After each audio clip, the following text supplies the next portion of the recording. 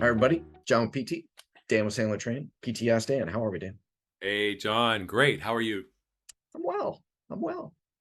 So, one of the fascinating parts, and this is for us, it's specific to our industry and space. So, it's not in all realms, if you will. But financial advisors and insurance agents get into that industry business because they want to be great advisors. They want to provide wisdom and experience and knowledge and help people do things they otherwise wouldn't do and succeed and all this kind of stuff. They don't get into it to do marketing and sales.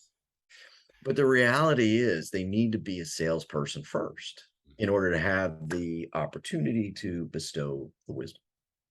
Can you talk a little bit about helping people in that position overcome the, I don't know if I'd say anxiety, but sort of that frustration around that reality being in place? Because I think it holds a lot of people back. Mhm. Mhm. We all want to be great at what we do, but at the end of the day, who cares if you don't have any clients? Yeah. Yeah. And so when we're thinking about what we do today and where do we spend our time, it isn't it so much easier trying to create this PowerPoint slide presentation or this brochure or you want to create a system that none of your competition is doing, but you custom made it and Yep. craft it. Yep. Or do we want to pick up the phone and start making calls? Well, usually we want to do all the other stuff. Yes. And it's funny though, John, because even as I'm coaching a lot of your clients, when they are telling me, unless they bought a huge book of business or they have been brought into an existing business with the taking over of it, those who have built their business from scratch have done so through referrals, networks, introductions, cold calls, a lot of that type of prospecting, Yeah. the really good ones. And they've done a lot of it. Yep. So at the end of the day, you're not a financial advisor. You're a salesperson who happens to be a financial advisor. And I think Yeah. as long as we look at it from that perspective, things fall into place pretty well.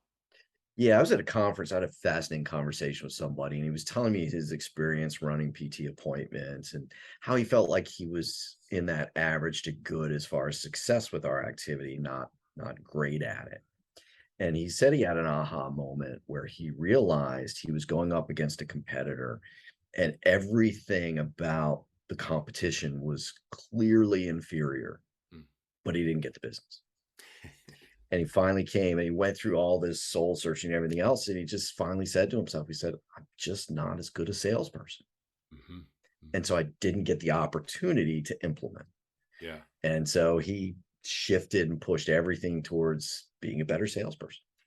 Well, it's funny about that story is you could be great at what you do and people still won't buy from you. You have to be at least above average in sales, plus really good at what you do if you really want to make success happen. There we go. Leave it right there. Thanks, Yep. everybody. See you again tomorrow. All right, take care.